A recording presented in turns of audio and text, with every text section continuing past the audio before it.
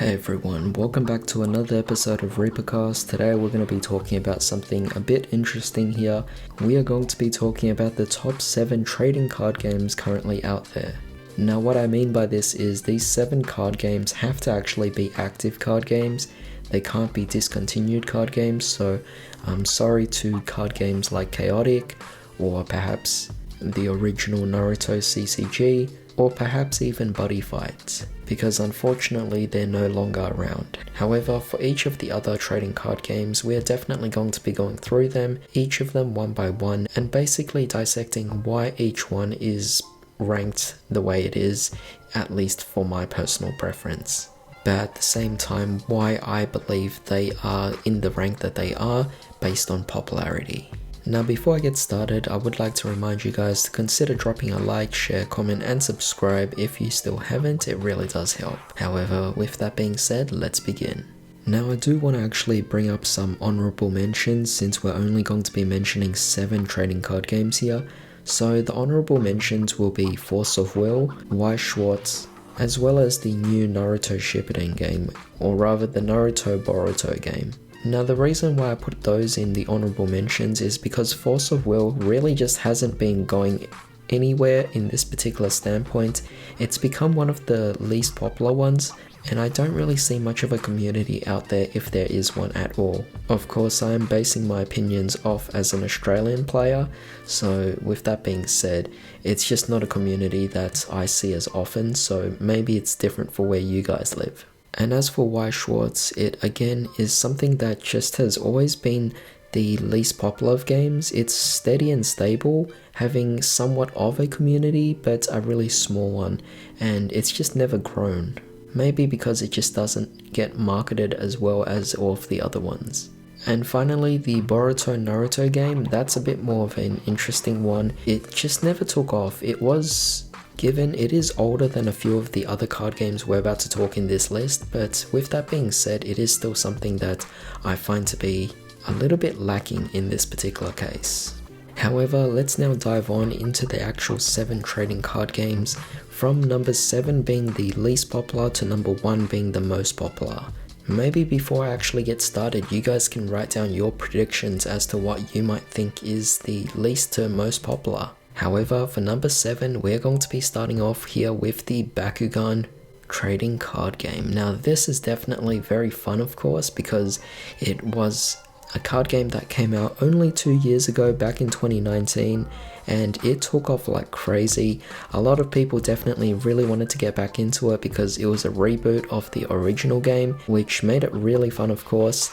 The other amazing thing was it was made into an official TCG with actual rules, so there is actually a specific play component, which was not as evident in the previous one.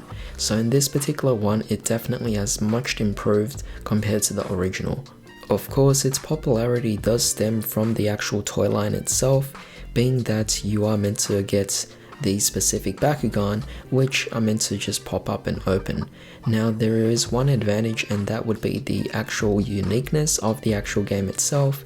It doesn't actually compare itself to any other card game out there because it just does something that's so different, so unique from everything else that it really stands out and draws a lot of people in. However, it is typically preferred by more of a younger audience, but for those who want to get back in as part of a nostalgia thing, it's definitely also driving up a bit of the popularity in the game itself. One of the card stores that I frequent is known for mostly Bushiroad specific kinds of card games like Vanguard or Schwartz or Buddy Fight. However, that community that normally plays those card games have actually shifted into playing Bakugan, and there are actually sanctioned events or tournaments that actually occur in that. Although they are not official tournaments, it does go to show that this game is definitely picking up in popularity, but not as much as the next 6 that we're going to go through.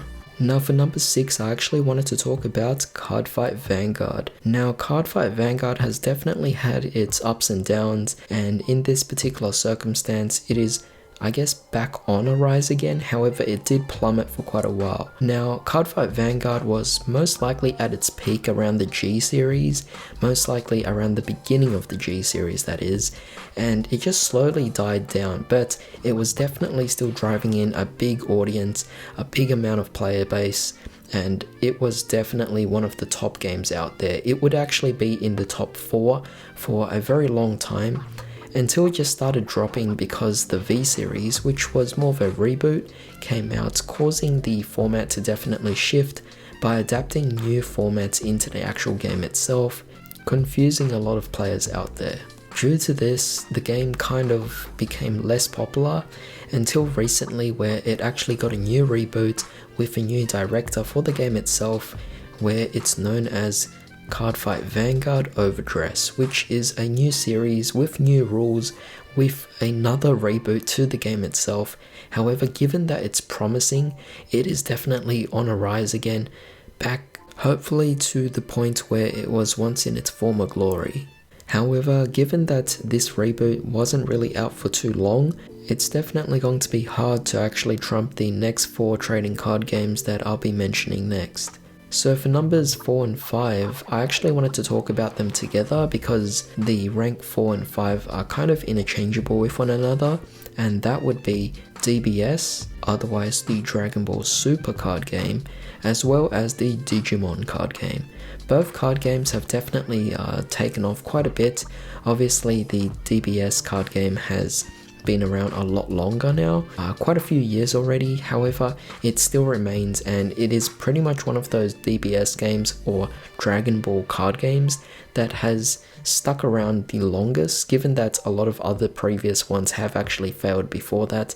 It just seems like things have actually been going really well for them, and it's definitely there to stay.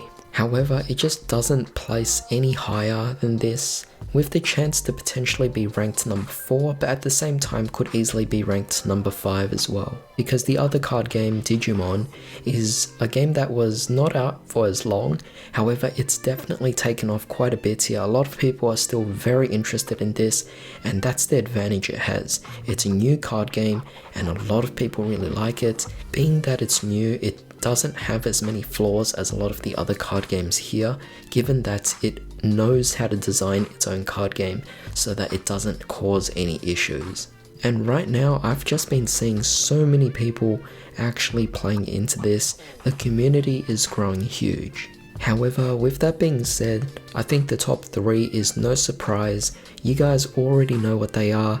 Now the question is, where are they going to be ranked? Well, let's start off with number 3. We have Magic the Gathering. Yes, I'm actually going to be putting Magic the Gathering as number 3. In the past, I might have put it in number 1, and that might have been the consistent case for the past 5 years or so, maybe even 10 years.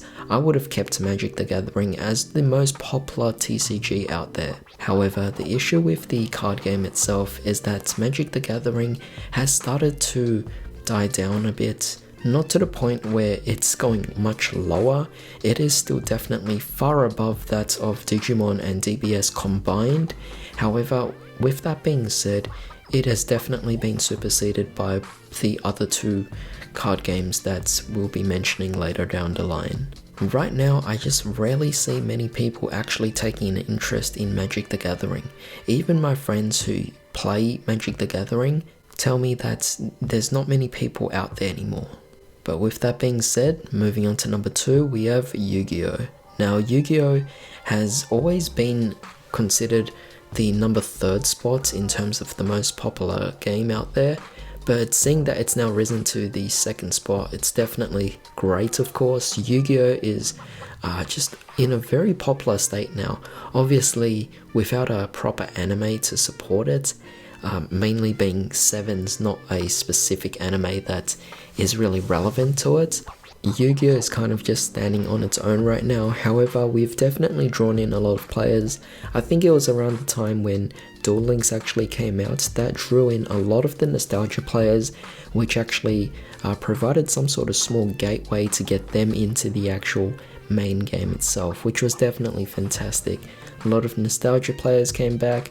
We also had the movie Dark Side of Dimensions, which was a great promotion for Yu-Gi-Oh as well, getting more players back into the game, as well as getting in a lot of new players in as well. So because of that, Yu-Gi-Oh has definitely been doing well, and I think if they start actually making more movies, or at least start a new anime series, that would definitely help propel the game a lot further. However, given this particular period of time, we obviously can't expect too much. And finally, for number 1, you guys already guessed it, Pokemon. Pokemon is definitely one of those card games that have really just gone crazy. You have a lot of different YouTubers who pretty much just hype up the game so much to the point where it's just gone so ridiculous now. If you're able to find any sealed product, you're going to be paying well above retail, which is unfortunate, but that's just how the game is. Pokemon is also just one of those games that's become really difficult to find. It's on such a crazy level, and although we're in this particular period where it started to die down now, it doesn't really take away the fact that there are still a lot of scalpers out there. I think Pokemon is the most scalped card game out there. You don't really see as many other card games being scalped because Pokemon has the collectability to it as well. It's not necessarily a game that people would play as much as Yu-Gi-Oh or Magic, being that as the main focus of their card games. Pokemon is more of a collector's card game, so you're going to see a really broad audience out there actually obtaining different cards. And for that reason, it's caused a lot of their products to just be sold out, way more than all of the previous ones I just mentioned, but at the same time, just growing the community more and more. But that was pretty much it for today's list, so let me know what you think. Did you guys predict correctly? Let me know. Though I will actually see your predictions on the comment section, I just wonder how close it is to my list. However, with that being said, thanks for joining me today. I hope you all have a splendid day. I'll see you all next time.